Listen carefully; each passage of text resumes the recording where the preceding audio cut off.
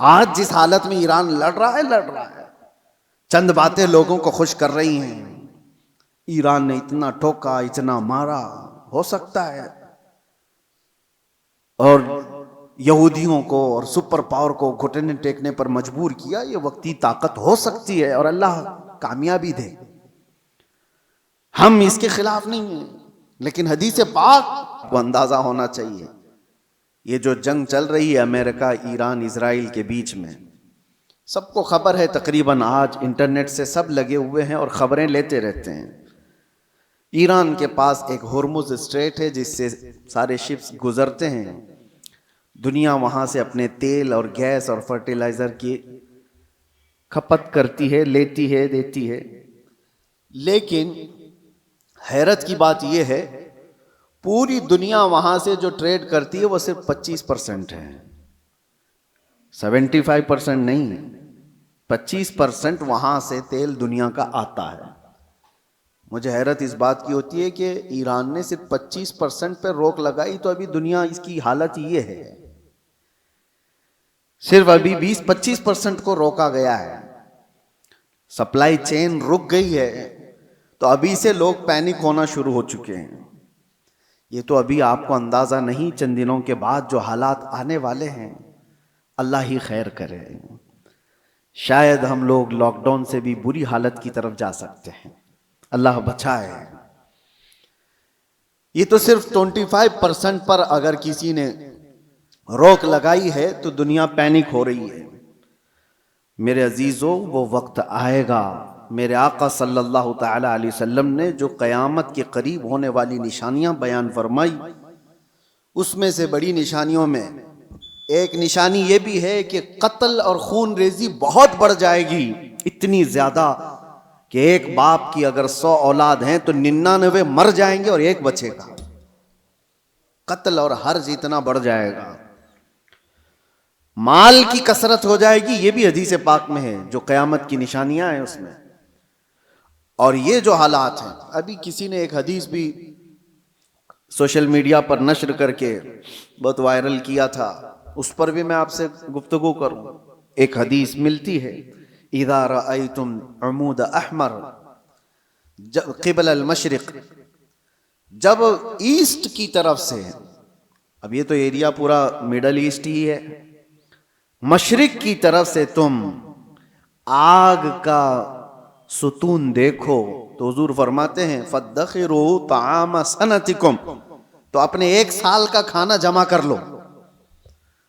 और उसमें हदीस में यह भी कहा गया है, इज़ा रअयतुम उमूद अहमर उमूद नारिन अहमर, ऐसा हदीस के अल्फाज हैं, फी शहरी रमजान। हदीस में यह मिलता है कि रमजान के महीने में जब मशरिक की तरफ तुम आग उगलती हुई देखो तो अपने साल भर का खाना पानी जमा कर लो। अब एक तरह से इस हदीस पर जो कलाम है वो भी मैं अर्ज कर दूं। अक्सर अइम्मा इकराम ने इस हदीस को ज़ईफ करार दिया है, और ज़ईफ अहादीस बहुत सारी आमाल में मकबूल होती हैं, लेकिन जिन अइम्मा ने इसको जिक्र किया, अब उसकी तशरीह हम ये नहीं कहते कि जिस आग का और जिस सुतून का जिक्र आया है वो यही जंग के मुतालिक है और यही ईरान से निकलने वाली आग का है, यह हम यकीन के साथ नहीं कहते। लेकिन अल्फाज ये मिलते हैं कि मशरिक की सिमत से अगर तुम आग का मीनार देखो, ये मिसाइल जब उड़ते हैं तो ये आग का मीनार ही बन जाते हैं, आग का सुतून बन जाते हैं। बहरहाल बहुत सारी अलामात ऐसी हैं मेरे अजीजों, जिससे ये अंदाजा तो है कि ये आपस में दुनिया को तबाह करेंगे, ये ताकतें टकराएंगी और दुनिया को तबाह करेंगे। आम लोगों की मौत कसरत से होगी, बड़े लोग अपनी अपनी सिक्योरिटी और अपनी हिफाजत का इंतजाम करके बैठे होंगे, आम इंसानों को मरने के लिए छोड़ दिया जाएगा। जंगों में सबकी तबाही है, कहने को तो अमेरिका कल ऐलान कर देगा कि हम जीत गए, जीत किस बात की है? क्या इंसानों के हजारों कत्ल के बाद कोई जीतता है? इधर भी कत्ल उधर भी कत्ल, और इंसानों की मौत के बाद विनर किसको कहा जाता है? ये तो सिर्फ और सिर्फ अपने नफ्स को बड़ा बनाने का एक जरिया है, बाकी जीत किसी की नहीं होती जंगों में। मरते इधर भी हैं, मरते उधर भी हैं। हाँ इतना है कि इधर कम मरे उधर ज्यादा मरे, लेकिन मौत तो है। तो ना हक जो लोगों का कत्ल होता है और इंसान इसमें मारे जाते हैं, ये सिर्फ और सिर्फ ताकतों के टकराव से है। मैं आपसे एक बात अर्ज कर रहा हूं, अंदाजा करो कि अगर दुनिया ने तुम्हारे सप्लाई चेन की नस को थोड़ी देर के लिए रोक लिया तो तुम क्या करोगे? एक वक्त वो आएगा जब मुखबिर सादिक सल्लल्लाहु ताला अलैहि वसल्लम ने फरमाया, कहत इतना ज्यादा हो जाएगा कि लोग एक दूसरे का गोश्त खाने की कोशिश करेंगे। कहत साली ऐसी आ जाएगी। सारी कहत साली किसको कहते हैं? कहत। एक हदीस में तो मिलता है कि दज्जाल के आने से 3 साल पहले पहला साल ऐसा होगा कि जमीन 1/3 हिस्सा सब्जा उगाना रोक देगी और आसमान 1/3 हिस्सा बारिश बरसाना छोड़ देगा। और दूसरा साल ऐसा आएगा कि जमीन आधा हिस्सा सब्जा उगाना छोड़ चुकी होगी और आधा हिस्सा आसमान बारिश बरसाना रोक देगा। और तीसरा साल ऐसा आएगा कि जमीन पूरा हिस्सा सब्जा उगाना छोड़ चुकी होगी और आसमान पूरा ही बंद हो चुका होगा, कोई बूंद कतरा नहीं गिरेगा बारिश का।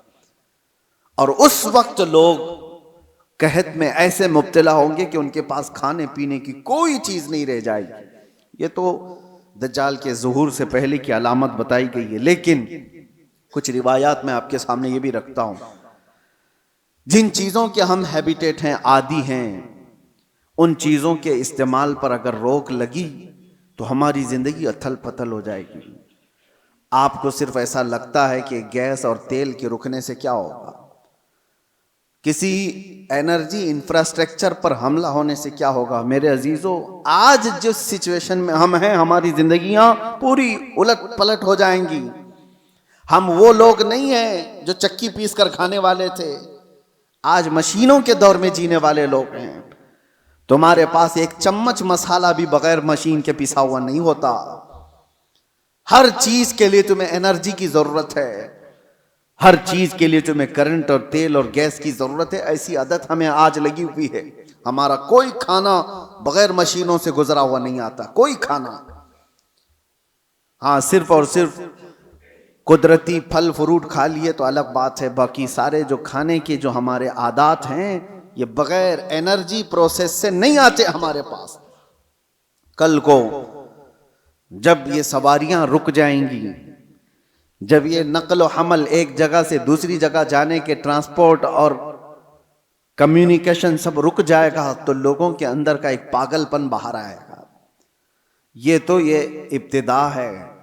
दूसरी एक चीज, आज से तकरीबन 9 साल कबल मैंने एक बयान में अर्ज किया था, क्रिप्टो करेंसी का जो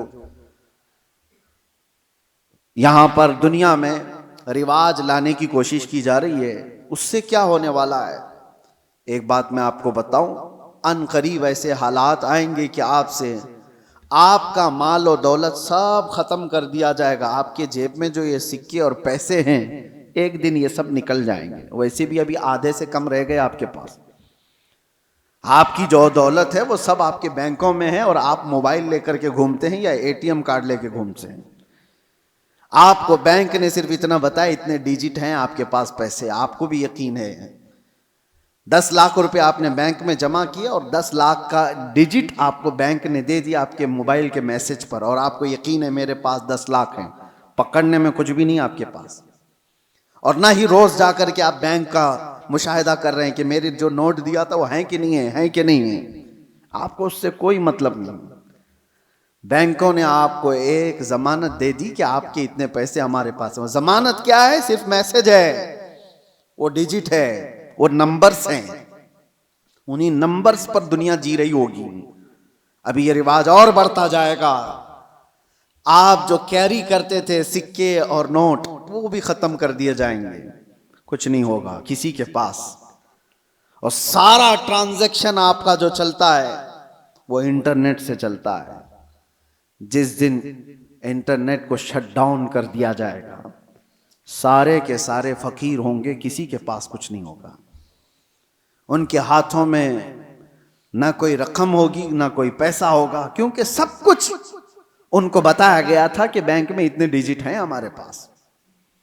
इसकी क्या श्योरिटी है कि कभी इंटरनेट बंद नहीं होगा? इसकी क्या गारंटी है? मेरे अजीजों, इसीलिए पहले के दौर में लोग दिरहम और दीनार रखते थे। दिरहम और दीनार क्या होते हैं? दिरहम चांदी का सिक्का होता था और दीनार सोने का सिक्का होता था। हुकूमतें चाहे जितनी भी बदल जाएं, दीनार को आप मेल्ट करते तो सोने की वैल्यू हमेशा रहती, चांदी की वैल्यू हमेशा रहती। लेकिन यहूदियों ने दिरहम और दीनार को हटा करके करेंसी नोट लाए, कागज के टुकड़े जो आज हमारी जेब में हैं, 100 का है, 200 का है, 500 का है, 2000 का, जो भी नोट हैं, डॉलर हो कि यूरो हो कि पाउंड हो कि रुपया हो, सब कागज पे हैं। और इस कागज की वैल्यू सिर्फ इसलिए है कि गवर्नमेंट ने कहा है इसकी इतनी कीमत है, और जिस रात को ऐलान कर दे कि कल से ये नोट नहीं चलने वाली, वो सारे कचरे के भाव में भी नहीं जाते। वो कागज के टुकड़े हैं, रद्दी पेपर हो जाएंगे जिस दिन ऐलान हो जाए। और हो चुका हमारे यहां। तो एक बार रात में ऐलान हो गया कि 500 की नोट, 1000 की नोट बंद हो गई, खत्म हो गया। वो पेपर कहां है आज? या उस वक्त के 2016 से पहले के वो 500 1000 की नोट ले आओ, आपको पकड़ के ले जाएंगे लोग। उसकी कोई वैल्यू नहीं है, उसकी कोई हैसियत नहीं। तो वो कागज के टुकड़े। तो पहले दुनिया दिरहम और दीनार से कागज के टुकड़े पे आई, कागज के टुकड़ों से फिर एटीएम कार्ड पे आई, फिर कार्ड भी कैरी करने की जरूरत नहीं, अब सिर्फ मोबाइल में आई। आप मोबाइल से सारा ट्रांजैक्शन करो, इधर से मैसेज उधर गया, उधर से मैसेज इधर आया। बाकी हैरत होती है, कभी हम टैक्सी में बैठे हैं, 500 रुपये हो गए, ना मैंने जेब से कुछ निकाला ना उसने लिया, इधर से मैसेज उधर गया, उसको भी यकीन है मेरे पास 500 आ गए।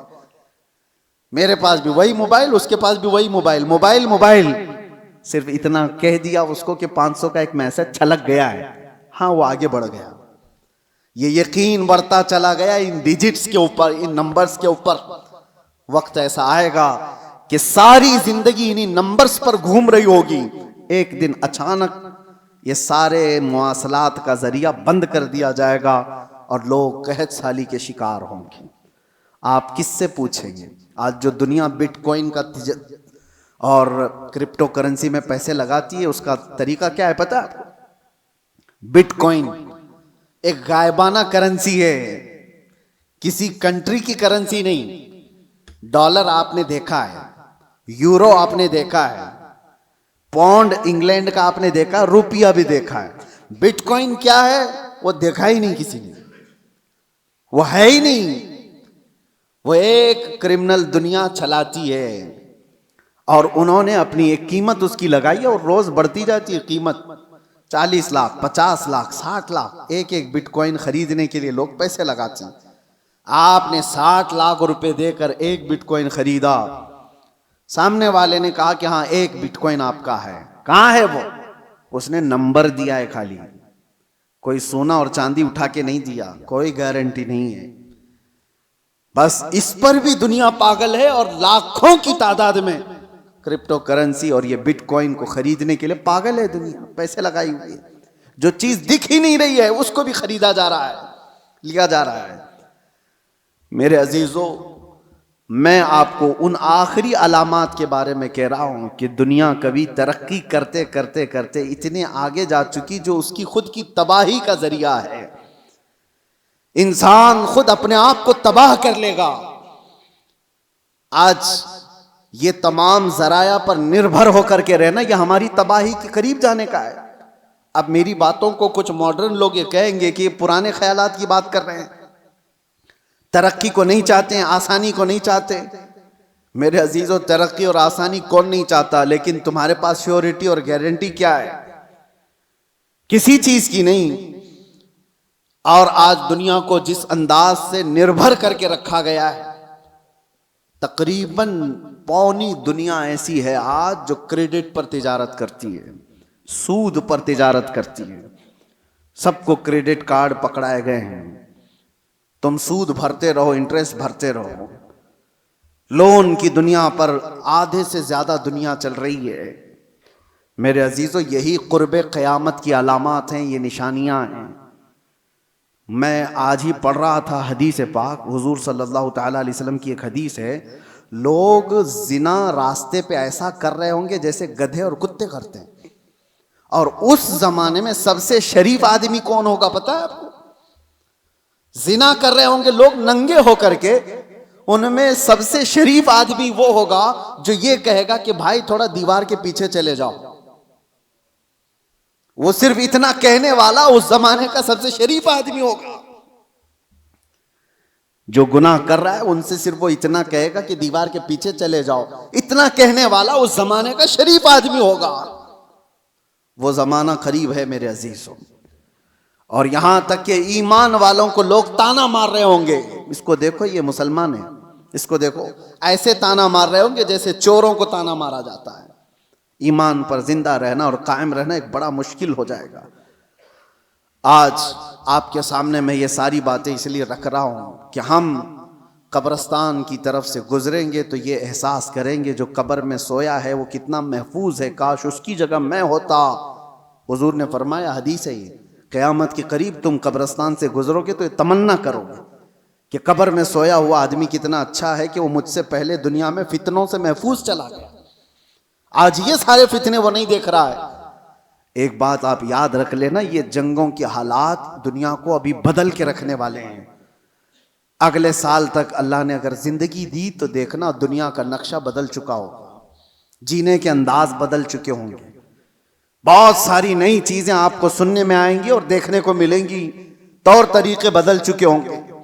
अचानक होने वाले हालात पूरी दुनिया को एकसर बदल कर रखेंगे। इसलिए हर घड़ी आप एक्टिव रहो कि ईमान के साथ दुनिया से जाना है। इन फितनों के दौर में हर घड़ी आप अपने ईमान की हिफाजत की फिक्र करो। अब जो दौर आ रहा है इससे खतरनाक दौर इस दुनिया की इब्तिदा से लेकर अब तक नहीं आया, कभी नहीं। इससे ज्यादा खतरनाक दौर कभी पहले नहीं आया। जो आने वाला है वो दज्जाल के ज़हूर का जमाना है। नबी अकरम सल्लल्लाहु अलैहि वसल्लम ने फरमाया, रुए जमीन पर सबसे बड़ा फितना होगा दुनिया का। और नबी आखिरुज़्ज़मा खुद दुआ करते थे अल्लाह की बारगाह में कि अल्लाह मुझे दज्जाल की फितनों से महफूज रख। तो सैयदुल अंबिया जिसकी दुआ करके पनाह मांगते हो, हमारा हशर क्या होगा, हमारा हाल क्या होगा। जिसको बचने की फिक्र होगी अल्लाह उसकी हिफाजत करेगा। जो बचने की फिक्र ही नहीं करता हो, खौफ ही ना हो उसके दिल के अंदर, फिर तो वो खत्म हो जाएगा। अब मैं एक और हदीस बयान करके मेरे अपने मौजू के सिलसिले में, मैंने आज क्यों छेड़ा इसको, ईरान, अमेरिका, इजराइल, ये दुनिया में अभी सबकी जुबानों पर चल रहे जंग के हालात हैं। इस दौरान मैंने हदीस ये पढ़ा कि दज्जाल के जाहिर होने का वक्त जो है वो अल्लाह बेहतर जाने, लेकिन जो जगह है नबी पाक सल्लल्लाहु अलैहि वसल्लम ने फरमाया वो भी ईरान की तरफ से ही जाहिर होगा। दज्जाल के जाहिर होने की जगह जो बताई गई वो मशरिक की तरफ से जाहिर होगा। ईरान का एक शहर है इस्फहान। नबी पाक सल्लल्लाहु ताला अलैहि वसल्लम फरमाते हैं, यतबउ दज्जाल मिन इस्फहान 70 अल्फन। हुजूर फरमाते हैं इस्फहान शहर से 70,000 यहूदी दज्जाल की फौज में शामिल होंगे। अब ये इस्फहान कहाँ है? इस्फहान तो ये ईरान का शहर है। 70,000 यहूदी हैं यहां पर? नहीं, लगते तो नहीं है, लेकिन हदीस पाक है। अल्लाह के नबी सल्लल्लाहु अलैहि वसल्लम ने फरमाया 70,000 यहूदी दज्जाल की जमात में दाखिल होंगे। वो ईरान के इस शहर से दाखिल होंगे, उसकी फौज में आएंगे। हो सकता है लोग मेरे इस बयान को यूं कह रहे हो कि ये ईरान के खिलाफ बोल रहे हो। मेरे अजीजों, आज जिन हालात और जो कैफियत को हम देख रहे हैं, हम मजलूमों के साथ खड़े, जालिम के साथ कभी नहीं खड़े होंगे। इस्लाम की खासियत है ये, जालिम के साथ कभी नहीं खड़े होंगे। जालिम अमेरिका है, जालिम इजराइल के यहूदी हैं, पूरी दुनिया को इन्होंने जुल्म की चक्की में पीसा है। लेकिन ईरान की जो कैफियत होगी, 70,000 यहूदी वहां से निकलेंगे और दज्जाल की जमात में आएंगे। तो इतना लगता है कि गालिबन ईरान पर यहूदियों का ऐसा कब्जा होगा, तभी तो वहां 70,000 यहूदी होंगे। वो दौर आएगा। आज जिस हालत में ईरान लड़ रहा है, चंद बातें लोगों को खुश कर रही हैं। ईरान ने इतना ठोका, इतना मारा, हो सकता है, और यहूदियों को और सुपर पावर को घुटने टेकने पर मजबूर किया। ये वक्ती ताकत हो सकती है और अल्लाह कामयाबी दे। हम इसके खिलाफ नहीं हैं, लेकिन हदीस पाक, मुझे इस हदीस पाक से ये लगता है वो वक्त आएगा जब ईरान पर यहूदियों का एक गलबा होगा, तभी तो वहां से दज्जाल की जमात में लोग शामिल होंगे। दूसरी हदीस ये भी मैं बताऊं, इमाम मेहदी जब जाहिर होंगे तो फरमाएगा इमाम मेहदी की जो फौज होगी वो कुस्तुनतुनिया को फतह करेगी। कुस्तुनतुनिया क्या है? कॉन्स्टेंटाइन जिसको कहा जाता है, ये इस्तांबुल शहर है जो आज का टर्की का शहर। अब हदीस सुनो, इस्तांबुल शहर क्यों फतह होगा? वहां तो मुसलमान हैं। आज जो हालात हैं इस्तांबुल में, अजानों की आवाजें गूंज रही हैं, लोग नमाज पढ़ रहे हैं, फिर इमाम मेहदी क्यों फतह करेंगे? लगता इससे भी यह है कि यह भी शहर मुसलमानों का नहीं होगा उस वक्त, ये भी ईसाई और यहूदियों के हाथ में जा चुका होगा और इमाम मेहदी के ज़माने में उसको फतह किया जाएगा। और हदीस के जो अल्फाज मिलते हैं, तरतीब, पहले क्या होना है, इमाम मेहदी ज़ाहिर होंगे, वो दिमश्क की तरफ लोगों को लेकर जाएंगे और फिर ये जंग होगी और फतेह कुस्तुनतुनिया होगा, यानी इस्तांबुल फतह होगा। वो तो सिर्फ 2 तकबीर पर फतह हो जाएगा, ये रिवायत में मिलता है। इमाम मेहदी और मोमिनीन की जो जमात है वो शहर के बाहर खड़े होकर अल्लाहु अकबर कहेगी, आधा शहर फतह हो चुका होगा। दूसरी बार अल्लाहु अकबर कहेंगे, शहर फतह हो चुका होगा। बड़ी जंग का जिक्र नहीं है, और फतह हो चुका होगा उसी वक्त ये अफवाह फैल जाएगी दुनिया में कि दज्जाल जाहिर हो गया है और उसका फितना मशहूर हो गया है। तो इमाम मेहदी के साथ जो लोग होंगे वो दज्जाल के मुकाबिल में वहीं से निकलेंगे। तो इमाम मेहदी के मुतालिक जो बात है, अभी जो मैंने कहा कुस्तुनतुनिया, ये भी इस्तांबुल शहर उस वक्त शायद हम मुसलमानों के हाथ में नहीं होगा, तभी तो फतह होगा। और तीसरी एक खास बात, जो बात मैंने छेड़ा था, हुजूर फरमाते हैं जो मुजाहिदीन उस आखिर ज़माने की जंग में शरीक होने वाले हैं, हुजूर फरमाते हैं अल्लाह ने उन पर आग को हराम फरमा दिया। रुए ज़मीन के बेहतरीन लोग होंगे जो इमाम मेहदी की फौज में शामिल होकर मुकाबला कर रहे होंगे दज्जाल से। लेकिन साथ में हुजूर फरमाते हैं, अब सुनिए तवज्जो, जिस जुमले पर मुझे बहुत ज्यादा ताज्जुब है, फरमाते हैं हुजूर कि मैं यहीं से उनके घोड़ों के रंग को भी देख रहा हूं। नबी पाक सल्लल्लाहु ताला अलैहि वसल्लम मुखबिर सादिक हैं, वो गैब की खबर जानते हैं, बाद के हालात देख रहे हैं, अल्लाह ने उनको इल्म अता किया। ये सब अपनी जगह पर, यह हमारा अकीदा है। लेकिन इस जुमले पर तवज्जो करें, क्या उस जमाने की फौज घोड़े पर बैठी होगी? हुजूर फरमाने में उनके घोड़ों का रंग देख रहा हूं। तो इसी हदीस से मुझे यह कहना पड़ा, शायद दुनिया जहां से शुरू हुई थी वहीं से वापस आ जाएगी। दौर ऐसा आ जाएगा कि जहां से दुनिया शुरू हुई थी वो घोड़सवारी थी, सवारियां थी। लड़ाई के दौर भी तलवारों के थे, नेज़े और भाले के थे, मिसाइल और ये सारे जेट तैयारे नहीं थे। इसीलिए एक मशहूर साइंसदान आइंस्टाइन की बात मैं कोई अपने हवाले के लिए या मेरी तायीद के लिए नकल नहीं कर रहा हूं, लेकिन मशहूर है जमाने में। उसने कहा था 3rd वर्ल्ड वॉर कैसे होगी ये मुझे पता नहीं, लेकिन 4th वर्ल्ड वॉर होगी तो लकड़ियों से लड़ी जाएगी। तो उससे पूछा गया ऐसा क्यों? कहा 3rd वर्ल्ड वॉर में दुनिया इतनी तबाह कर देंगे ये लोग न्यूक्लियर पावर से कि कुछ बचा ही नहीं होगा, और बाद में जो लोग बचे होंगे वो लकड़ियों से लड़ेंगे। या उसके अपने प्रिडिक्शन हो सकते हैं, मैं अपनी तायद में नहीं कह रहा हूं, लेकिन हदीस है पाक, हुजूर पाक सल्लल्लाहु ताला अलैहि वसल्लम फरमाते हैं। और ये एक हदीस ये भी है कि दज्जाल जिस गधे पर सवार होगा, वो भी हदीस में उसका जिक्र है कि वो 1 मील तक एक कदम रखेगा, और उसकी भी सवारी का जिक्र है। अब वो कौन सी सवारी है उसका जिक्र आया है हदीसों में। तो हम हदीस के जाहिरी माने को भी देखते हैं और हो सकता है उसका बातिनी कोई और माना हो, लेकिन जब तक हदीस जाहिर में समझ में आती है उसी पर हम अमल करते हैं। आखिर ज़माना शायद वैसा आने वाला हो। इसलिए मेरे अजीज़ों, बहुत तरक्की पर जो आज उरूज पर लोग नाज करते हैं, शायद दुनिया उनको पटक देगी, दुनिया उनको वापस उनके नशे के गुरूर को मट्टी में मिलाकर रख देगी।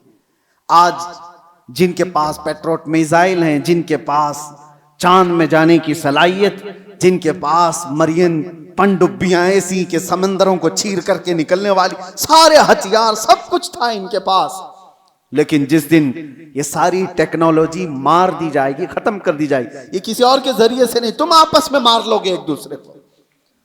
तुमने भी हथियार बनाए, हमने भी हथियार बनाए, दोनों मार लेंगे, एक दूसरे को खत्म कर देंगे।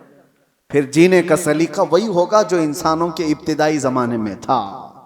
इंसान दुनिया में जिस तरह से बगैर लिबास के सादा सा आया था, उसी अंदाज से फिर जीने का तरीका सीख लेगा और दुनिया वहीं पर आ जाएगी।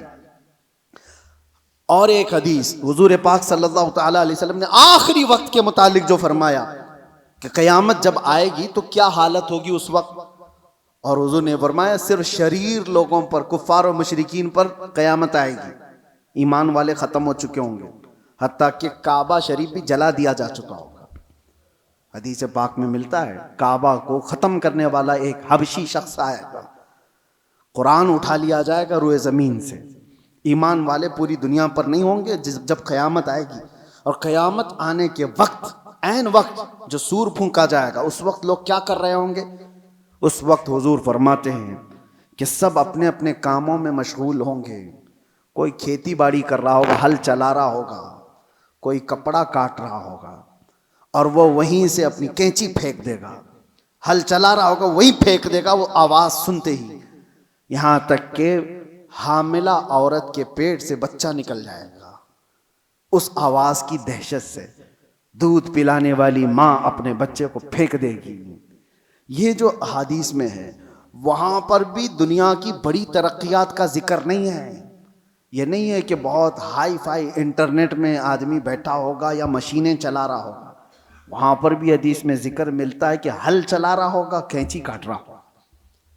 फिर मुझे यही कहना पड़ता है कि दुनिया जहाँ से शुरू हुई थी उन्हीं हालात पर आ जाएगी। ये कैंची हाथ में लेगी और हल हाथ में लेगी, जमीन में बीज बोएगी और फसल उगाएगी, और जब आएंगे तो चक्की पीस करके अपने घर के खाने का इंतजाम करेगी। बहरहाल जो भी हालात हैं, हम दुनिया के आखिरी वक्त पर आ चुके हैं। और एक ये भी बात मैं कह करके जाता हूँ, बाज़ बुजुर्गों ने फरमाया इमाम मेहदी कब जाहिर होंगे, तो उसके मुतालिक बुजुर्गों ने फरमाया जब सारे मोमिनीन दुआ करने लग जाएं कि ऐ अल्लाह इमाम मेहदी को जाहिर फरमाते, तो अल्लाह तबारक व तआला करीब है कि उनको जाहिर फरमाएगा। लेकिन आज की सिचुएशन ये है, मैं देखता हूँ हम सारी दुआएं करते हैं, क्या मोमिनीन की आम जमातें इमाम मेहदी के जाहिर होने की दुआ करते हैं? कहीं ये दुआ का भी रिवाज आम हो जाए कि अल्लाह इमाम मेहदी को जाहिर फरमाते। जब ये दुआ कसरत से होने लगी कि वो आ जाएंगे इमाम मेहदी के जाहिर होने की। और दूसरी हदीस ये भी है, यदहालुन नासु, हुजूर फरमाते हैं अन जिक्री दज्जाल, दज्जाल का जिक्र करना लोग छोड़ चुके होंगे, उलमा मिंबरों से बयान करना खत्म कर चुके होंगे, तब दज्जाल आएगा। जब तक दज्जाल के बारे में अवेयरनेस होगा लोगों के दरमियान, दज्जाल नहीं आएगा। लोग बयान करना छोड़ चुके होंगे और उसका जिक्र करना तर्क कर चुके होंगे। ये दोनों चीजें हमारे अंदर आने ना पाए। अल्लाह तबारक व तआला हम सबको आखिरी ज़माने की फितनों से महफूज फरमाए। आज जो होने वाले हालात हैं उसके लिए आप अपने अपने इंतज़ामात में, लोग आज अपना राशन पानी सब जमा कर रहे हैं, मैं कहता हूँ अपना ईमान भी जमा करके रखो। अपने आमाल और अपने अकीदे की हिफाजत करो। कल के आने वाला दौर, एक दिन 2 दिन रोटी ना खा करके अगर आप रह भी जाओगे, लेकिन ईमान के बगैर दुनिया से जाओगे तो हमेशा जहन्नम में जलाए जाओगे। ईमान की हिफाजत भी आज उतनी ही ज़रूरी है, इसलिए कि आदमी जब मुसीबतें आती हैं तो इनकार खुदा कर बैठता है, वो लोगों के पीछे चल भागता है।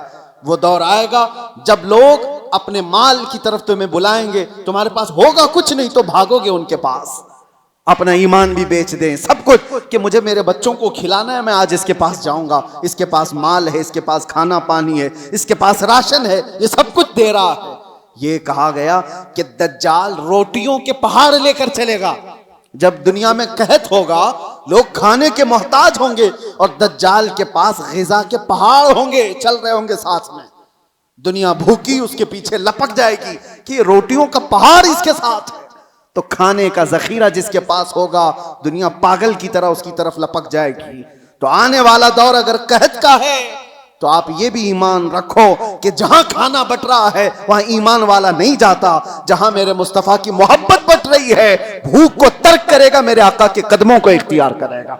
अल्लाह ताला हमें हुजूर के कदमों में जिंदगी अता फरमाए, ईमान के साथ जिंदा रखे और ईमान के साथ इस दुनिया से उठाए। व आखिर दावाना अनिल हम्दुलिल्लाहि रब्बिल आलमीन। अस्सलामु अलैकुम।